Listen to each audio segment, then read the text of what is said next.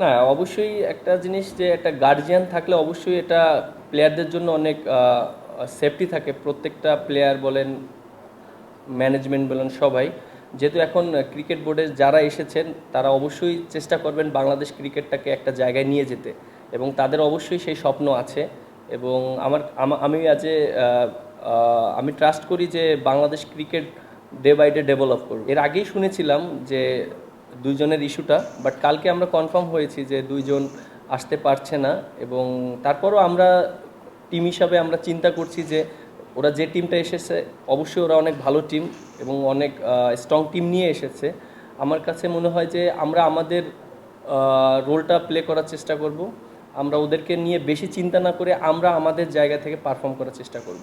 আমি ব্যাটিংয়ে যেটা বললেন, হ্যাঁ আমার কাছ থেকে টিম অনেক ডিমান্ড করে এবং আমিও নিজেও সেটা আমি ভাবি। আমি যদি ব্যাটিংয়ে ভালো করি টিমের জন্য অনেক অ্যাডভান্টেজ থাকে, কারণ ম্যাক্সিমাম ম্যাচ জেতার চান্স থাকে আমি যে পজিশনে খেলি। এবং এটা নিয়ে আমি কাজ করেছি এবং ঢাকা লিগেও খেলেছি। আমি অনেক এখন কনফিডেন্ট আছি। এখন দিন শেষে ভালো খেলাটা খুব ইম্পর্টেন্ট। হয়তো ছোট ছোট কন্ট্রিবিউশনটা অনেক ইম্পর্টেন্ট আমার জন্য।